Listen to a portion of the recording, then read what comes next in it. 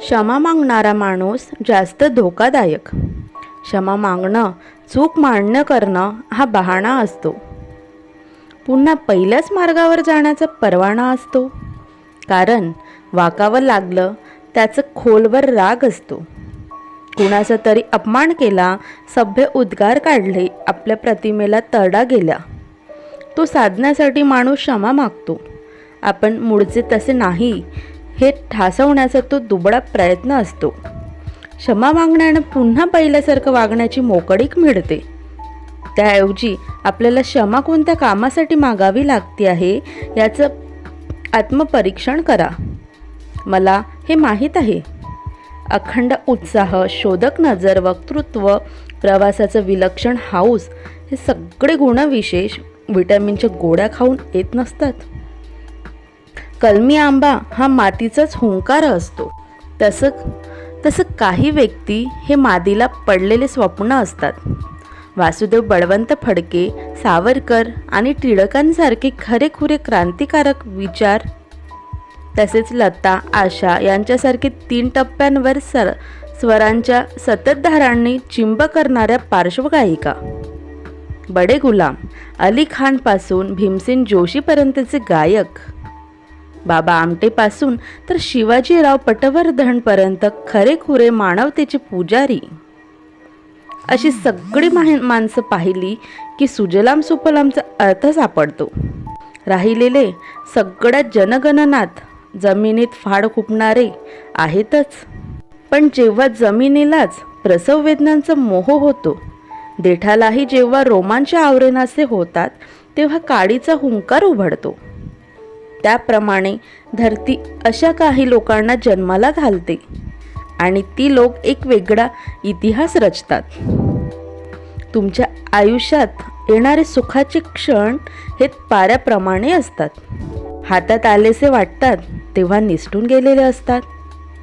सुगंधाचा आणि स्वप्नांचा फार जवळचा संबंध आहे.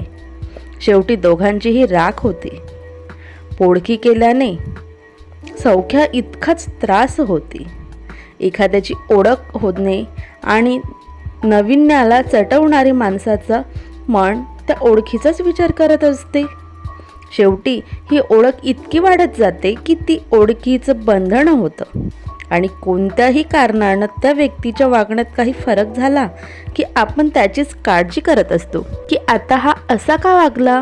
एकाकीपण वेगळं आणि एकांत वेगळा. परिसरात मौन म्हणजे एकांत आणि परिवारात असूनही पोरकं वाटणं हे एकाकीपणा. एकाकी वाटलं की मनसोक्त रडावं. अश्रू म्हणजे दुबळेपणा नव्हे. पावसाळी ढग जसे बरसल्याने हलके होते आणि दिसेनासे होतात, तसा माणूसही हलका होतो आकाशाजवळ पोहोचताना.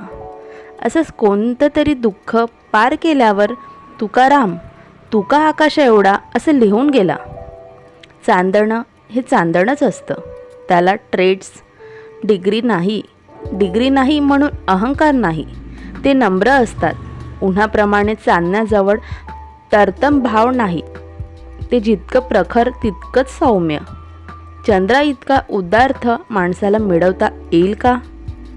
अमावस्येला स्वतःचं अस्तित्वही न दर्शवण्याचा निरअहंकार फक्त चंद्रासारख्या महान ग्रहाजवळच असू शकतो. माणसं चंद्रासारखी शीतल का होत नाही? त्याचं एकच कारण, ती चंद्राची उपेक्षा करतात. रात्री झोपा काढतात. एका चतुर्थीत सगळं देणंच चुकवतात. त्यातही भक्ती किती आणि अहंकार किती. उपवास करणाऱ्यांचा परिवारावर एक अनामिक पगडा असतो, दर्पणा असतो. चंद्राची शीतलता उचलणं हेच व्रत. त्यांच्या शीतलतेचेच अनुकरण केलं तर घरात चांदणं पहुडेल. पण त्या शीतलतेशी घनिष्ठ मैत्री हवी.